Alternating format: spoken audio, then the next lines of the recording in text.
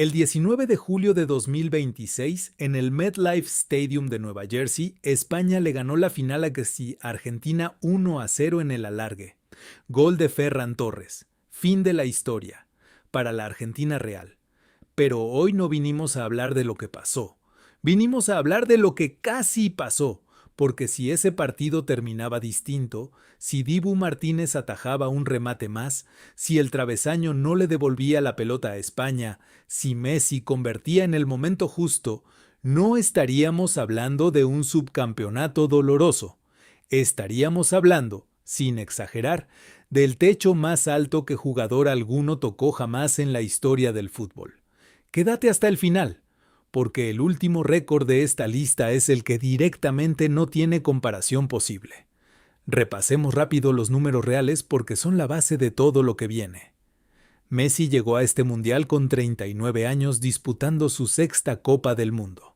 Anotó 8 goles en el torneo, un triplete ante Argelia, un doblete ante Austria y goles ante Jordania, Cabo Verde y Egipto. Además, repartió 2 asistencias clave en la semifinal ante Inglaterra. Con esos 8 goles terminó como segundo máximo goleador detrás de Mbappé, que llegó a 10 y se quedó con la bota de oro. Y acá está el dato que más duele. Mbappé, con esos goles, llegó a 22 tantos en mundiales a lo largo de su carrera, superando por 1 el récord histórico que tenía justamente Messi con 21. Entonces, la pregunta no es solo ¿qué hubiera pasado si Argentina salía campeón? Es ¿qué hubiera pasado si además Messi metía uno más en la final? Porque ahí no solo se quedaba con la copa, se quedaba también con el récord de goleador histórico de mundiales arrebatándoselo a Mbappé en la última jugada posible de su carrera mundialista. Vamos a esos escenarios, uno por uno. Empecemos por lo obvio, pero que no por obvio es menos gigante. Si Argentina ganaba, Messi se convertía en el primer capitán en levantar 2 Copas del Mundo consecutivas desde nadie, en realidad. Ningún jugador en la era moderna del fútbol había logrado ser campeón del mundo con el mismo país en 2 mundiales seguidos, siendo la figura excluyente del equipo en ambos. Pelé ganó en 1958 y 1962. Sí, pero era un pibe de 17 y 21 años en un rol distinto dentro del equipo.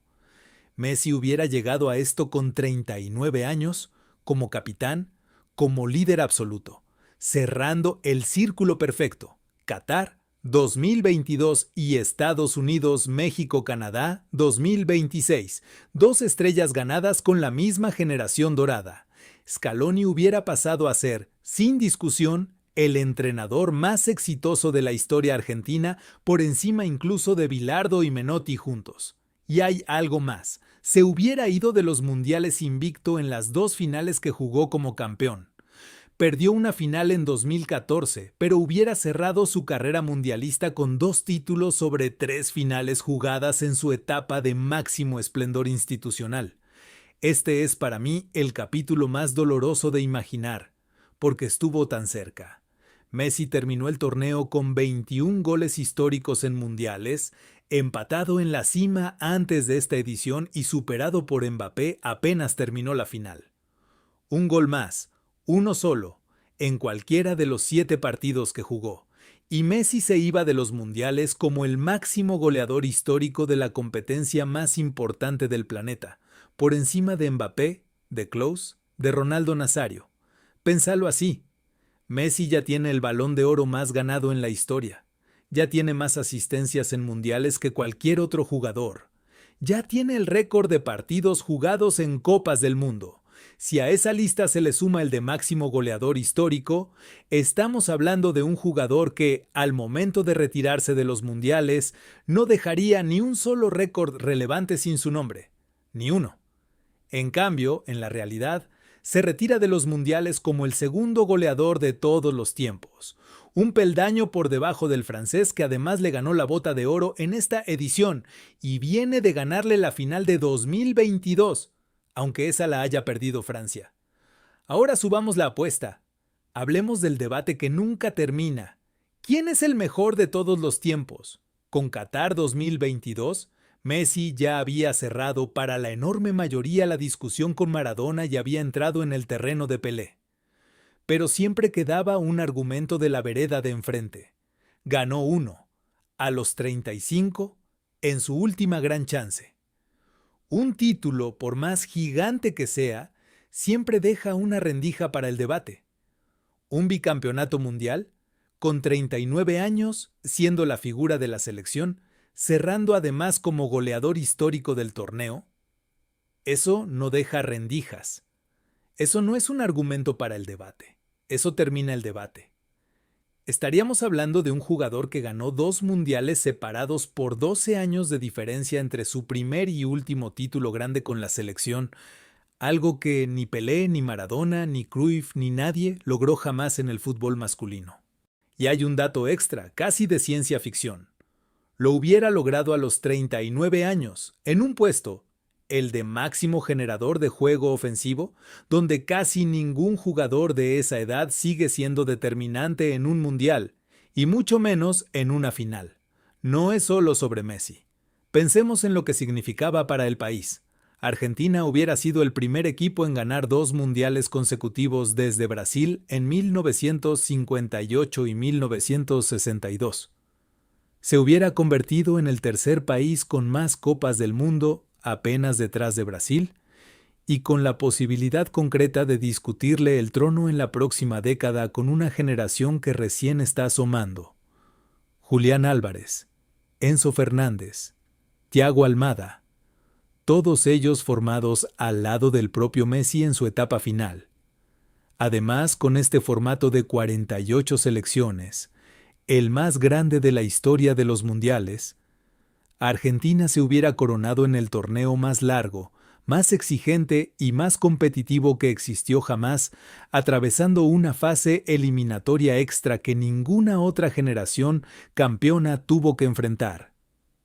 Eso también entra en la ecuación histórica. No es lo mismo salir campeón de 32 equipos que de 48.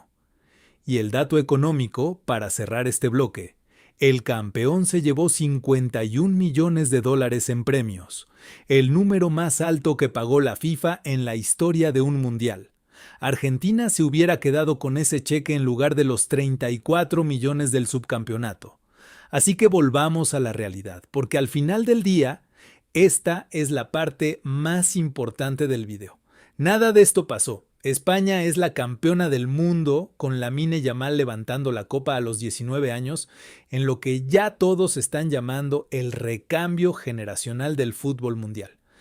Mbappé se queda con la bota de oro y con el récord histórico de goles en mundiales.